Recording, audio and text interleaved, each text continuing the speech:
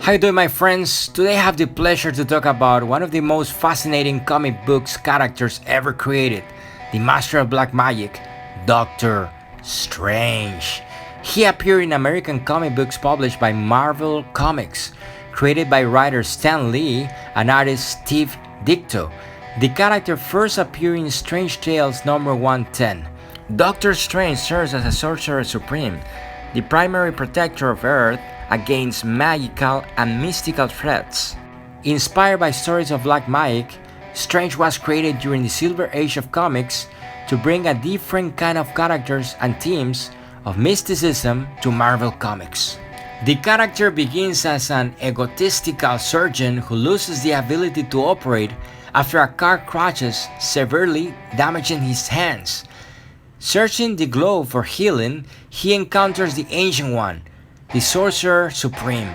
Strange becomes the student and learns to be a master of both the mystical and the martial arts. He acquires an assortment of mystical objects, including the powerful Eye of Agamotto and Cloak of Levitation, and takes up residence in a mansion referred to as the Sanctum Sanctorum, located in 170A Bleecker Street, New York City. Strange assumes the title of Sorcerer Supreme and, with his friend and valet Wong, defends the world from mystical threats. The character was first portrayed in live action by Peter Hutton in the 1978 television film Doctor Strange. Benedict Cumberbatch portrays the character in the Marvel Cinematic Universe. One of the things that caught my attention is the fact that indeed, he uses very accurate Maya artifacts and names places where only people with knowledge of the occult would have access to. The fact that his sanctuary is called the Sanctum Sanctorum and that he uses rings and talismans resembles all items used and related to Goetic Magick, or the arts of Solomonic magic indeed. In Goetia, or the art to subdue demons, the system uses rituals supposedly based on the legend which says that Solomon found a formula to evocate and manifest demons for his own purpose. For instance, the Sanctum Sanctorum refers to the holiest place where in Solomon's temple the Ark of the Covenant was kept. Rings and talismans are required and used on Goetic rituals related to Solomon, as well, where the ceremonial magic practitioner runs a ritual to evocate and subdue demons, just like Solomon, according to legends, did. I did another video about Shazam, where I discussed the topic and mentioned Poke Rungeon. More about this can be found through the links of the description. So for ceremonial magical practitioners, it's hard to avoid in our journey to stumble into a figure as Solomon, whether it's through Goetia or Kabbalah, and its center point legend which refers to its temple. So talking about the temple, I believe, should be a must between occult fanatics. The temple itself, according to the description of the Bible, was a building oriented to the east direction. The building must have had an interior length of approximately 27 meters, 9 meters wide, and a height of also 3.5. Since I am a more visual person, I purchased a Solomon Temple model that helped me understand better its distribution, since in some rituals, the symbolism of the columns, number of steps on each stairs, chambers, and their location are part of the initiatic journey. Throughout the video, I might come back to this. And by the way, I found this model on a Christian bookstore, so never disregard a place. You never know what you might find there. And by the way, yes, I have a Doctor Strange figure, 3.75 inch, and an Ark of a Covenant. So back to the temple. The temple dimensions were comparable of those of a chapel, but the cult usually took place from the outside, or either side of the entrance of the temple. were erected two columns called Hakim and Boaz. The priests and kings entered the temple through a large gold-plated gate approximately of 10 meters high and 4 meters wide. Behind that door were three enclosures.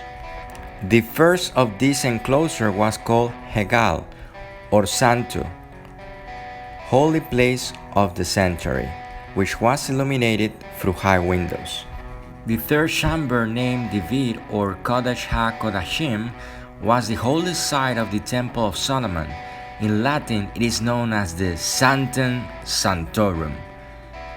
The enclosure was a high level than the Hegal and only could be accessed by a climbing ladder.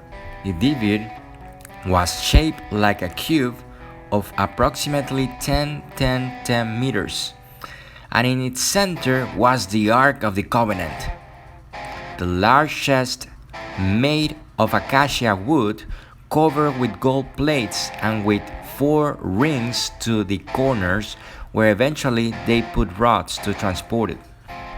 Much has been written about Solomon's temple and little is really known about it. But we know that there were several temples in Israel. The first was the one and only built by King Solomon 3,000 years ago. The next one never existed in stone, was seen by the prophet Ezekiel in a vision. The third was built by King Zerubbabel in the early 6th century BC, after the Jews returned from their Babylonian captivity. And the last temple was erected by Herodes in the time of Jesus Christ and destroyed by the Romans. As Solomon pursued the task of creating great constructions, including a temple to house God, from this temple built by Solomon there are no architectural or archaeological records, so it is understood by most that it is a symbolic temple. However, J.R. Clark, in his book A New Look at King Solomon Temple and its connection with Masonic ritual, and other experts such as Christopher Knight and Robert Lomas consider his style, size, and arrangement that are almost a carbon copy of the Sumerian temple erected for the god Ninurta 1,000 years earlier. But who was Ninurta? According to Zacharias Sitchin on his book The 12th Planet, he was the son and legal successor of Enlil, youngest of the gods on earth, who had been born in the heavens. Ninurta's old depictions show him holding a unique weapon. No doubt he could fire rays of light. Ancient texts hailed him as a powerful hunter, a fighting god, famous for his martial arts. Regarding the temple of Ninurta about 2 millennia earlier, when the Sumerian ruler Gudea commemorated the construction of the temple of his god, said that Ninurta, he wrote, was a man who came from heaven and appeared to him. And because he had a helmet on his head, he was a god. When Ninurta and 2 divine companions appeared to Gudea, they stood next to Ninurta's black bird of the divine wing. In the end, it turned out that the main purpose of the construction of the temple was to provide a safe zone or a special enclosure within the temple grounds for his divine bird. Gudea recounted that for the construction of the enclosure, he received divine help, since huge beams and gigantic stones were brought from far away and were needed, and the construction of the temple was terminated only after the divine bird entered the enclosure. The similarities between biblical and Sumerian descriptions of both vehicles and beings are obvious. The description of vehicles as a bird, a wind bird, and a whirlwind that could rise to the sky while displaying a glow leaves no doubt that there was some kind of flying machine.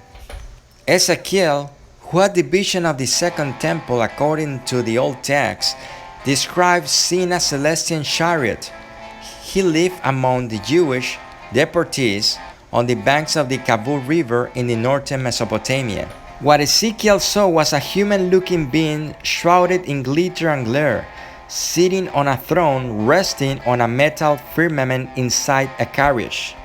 Recent studies on these biblical descriptions, such as the one from Joseph Blumrich, have concluded that Ezekiel's chariot was a kind of helicopter composed of a four-axis cockpit, each equipped with rotating wings. But also, according to other Hebrew holy books, the origin of the temple could have an even more hidden and mysterious meaning. It can also be found in books such as the Quran, where they speak of the prophet by his name, known as Sulaiman, on the Islamic religion. In the Talmud, the construction of the temple was attributed to nothing more and nothing less than a demon named Asmodeo, which does not appear to be as evil as a creature as in other books, as it tells stories about his dealings with King Solomon. And Solomon apparently came to catch the demon and force him to build the Temple of Jerusalem.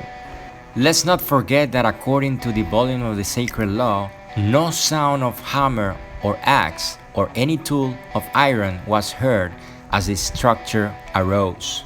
We must remember that the central purpose of this temple was to be the house of God and to house the Ark of the Covenant. The Ark was located in the Sanctum Sanctorum, the most sacred and holy on the temple. So talking about this artifact for me is an important task.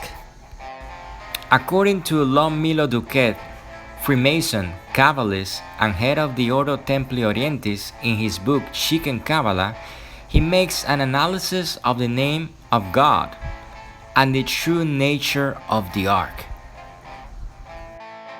In his book, he tells us how tradition informs us that every year, on the 10th day of Trisi, October 10, the high priest of Israel made 3 trips to the most holy place of the great temple and sprayed the Ark of the Covenant with blood. Around his leg was tied a long braided rope.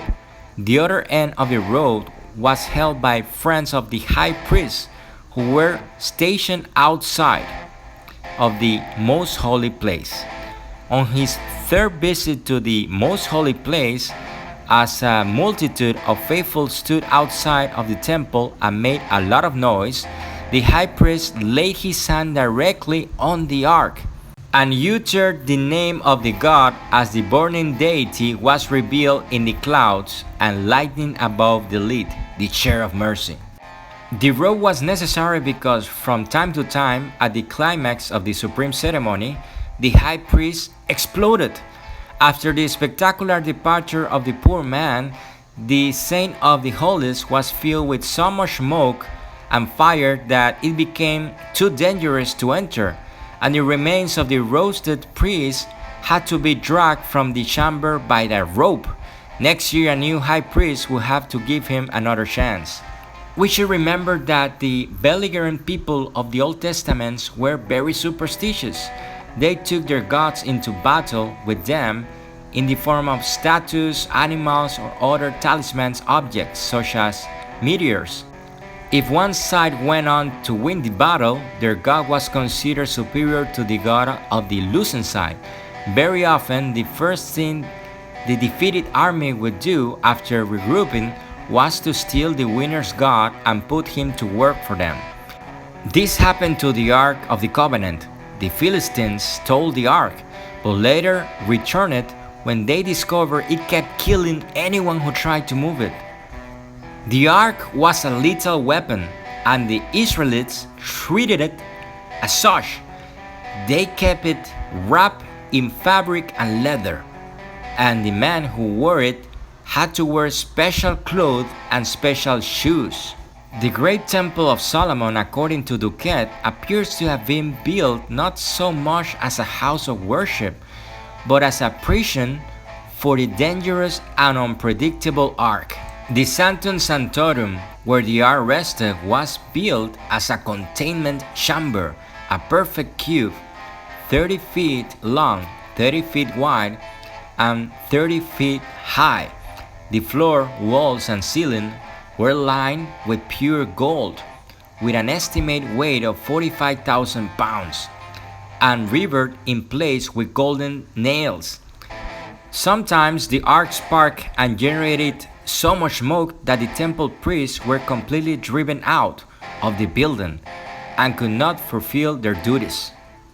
You don't need to be a scientist to see that a wooden box with a double gold lining and closed with golden slings containing pots with mysterious substance, heavy plates and rods submerged in a liquid skillet was in all likelihood a gigantic and highly unstable battery. The two cherubims on the lid served as an anode and a cathode, and as part of arc, God's burning presence jumped madly between the tips of the two highly conductive golden wings. Let us remember that viable batteries have been found in Egyptian tombs of this period and before.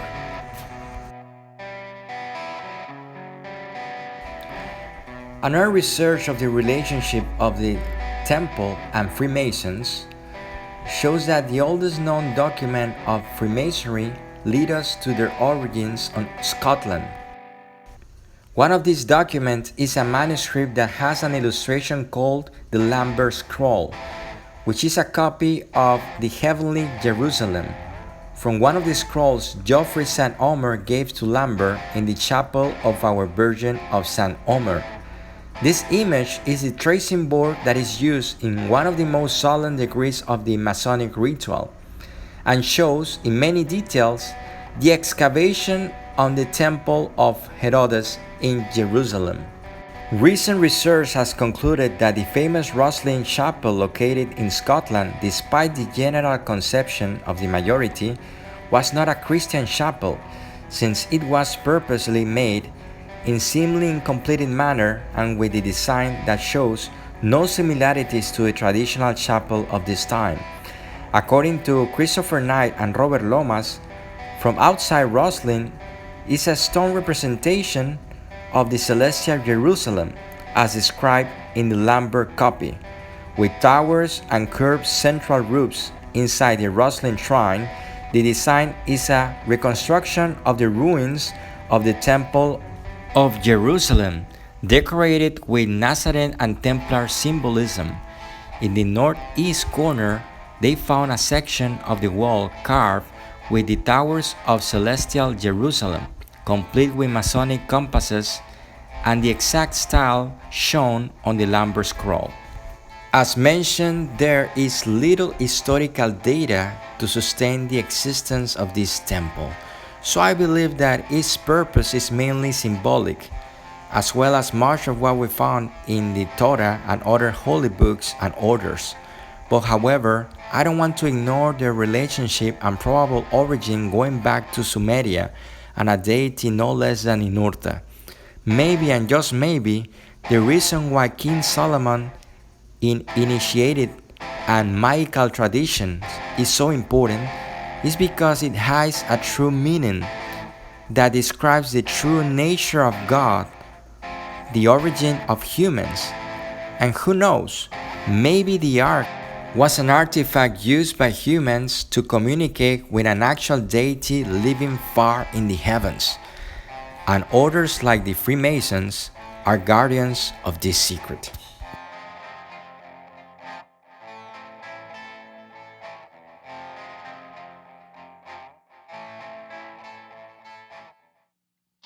Hope you like this video. Please subscribe, remember to like, follow me on Instagram, and share if you like this video. You can look at my other videos regarding other superheroes, and remember, do what you will is the whole of the law.